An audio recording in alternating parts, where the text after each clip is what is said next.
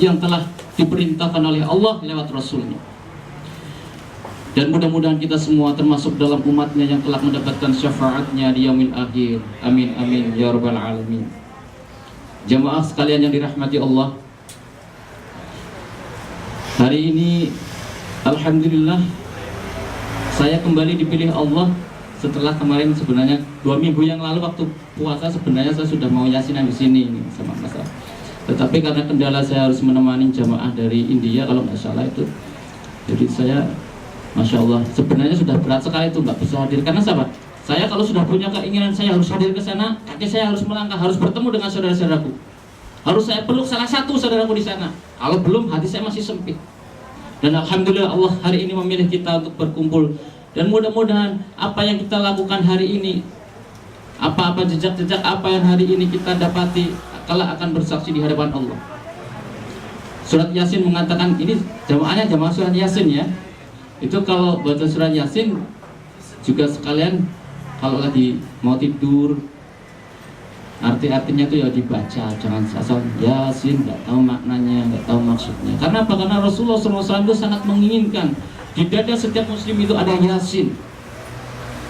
Apalagi di sana dalam surat 12 tadi dikatakan inna nahnu nuhyil mauta wa naktubu ma qadamu wa asarahu wa kullu syai'in imamin mubin. Artinya apa? Ada yang tahu? Jamaah Yasin Sansya setiap malam Jumat Yasinan tadi, Masya Allah. Dikatakan oleh Allah, sesungguhnya kami yang menghidupkan orang yang mati dan kami catat amal-amal ketika di dunia serta jejak bekas-bekasnya. Nanti akan dikumpulkan oleh Allah, dicatat dalam bukti yang nyata.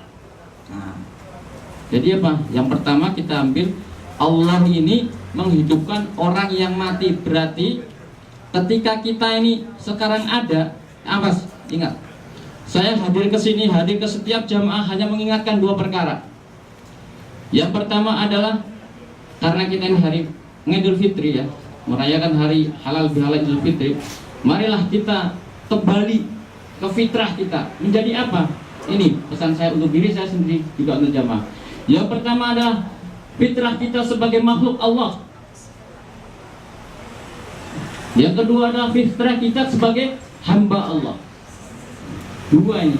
Kalau makhluk Allah, teman kita berarti apa? Ada teman-teman lain, tumbuh-tumbuhan, binatang. Tetapi ketika kita hamba Allah yang mana yang kita di dalamnya ini? Yang mukminin, yang muslimin, atau yang kafir? Kamu tuh tidak bisa. Ya. Jadi ketika kita sudah dilatih oleh Allah 1 bulan penuh, Allah kenapa melatih kita dengan perut kita ini? Kok bukan dengan yang lain? Kenapa Allah tidak melatih kita untuk semedi, nggak baca, semedi nggak bergaul? Kenapa?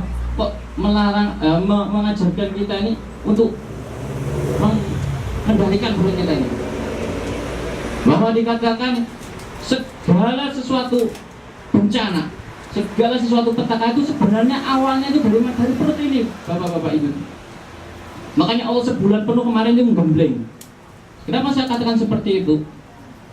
Perut ini kalau kita isi dengan hal-hal makanan yang luar biasa akan menimbulkan nafsu fajri, akan tumbuh nafsu fajri. Jadi nafsu fajri ini nafsu syahwat ya maksudnya. Kalau perut kita ini kosong, sangat kecil untuk tumbuh nafsu itu. Kemudian saudaraku yang dirahmati Allah, Adam alaihissalam diturunkan ke bumi, terusir dari jannahnya Allah karena masalah perut ini.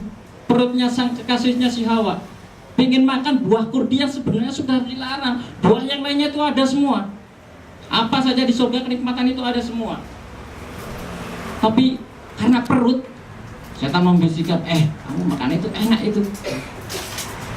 Kemudian saudaraku yang dimuliakan Allah, karena urusan perut pula kita datang ke sini.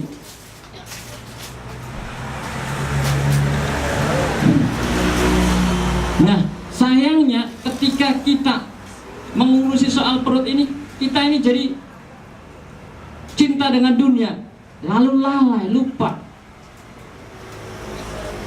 Padahal perut ini kalau diisi Makan ini roti aja, kalau 3 sudah kenyang, makan banyak ini nggak enak itu.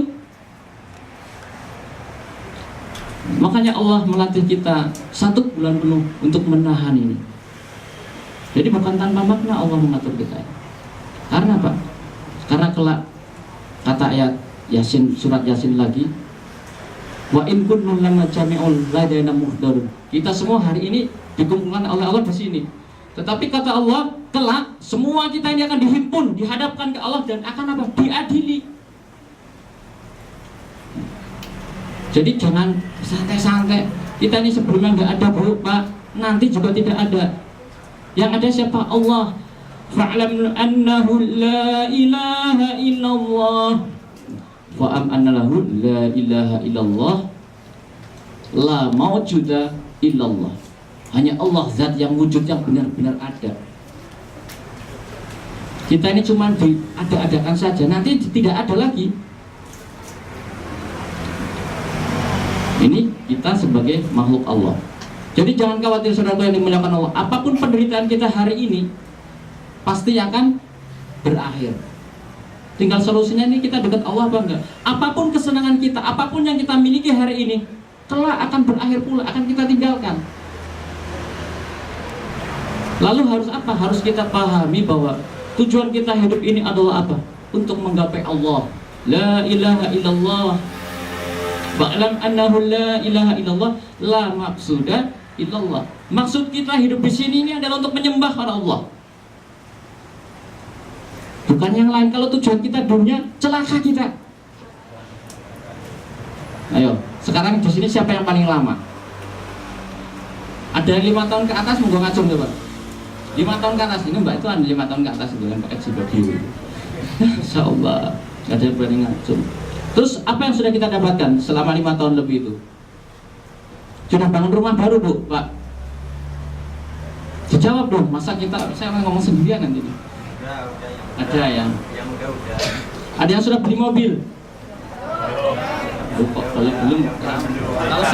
Kalau masalah mobil kok langsung keras ya Mas. Mobil-mobilan.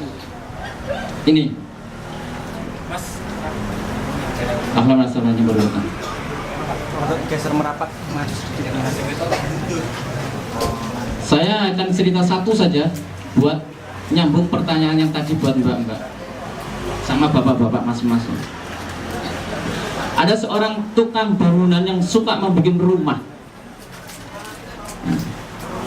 Karena saking lamanya membuat rumah, dia akhirnya pingin pensiun.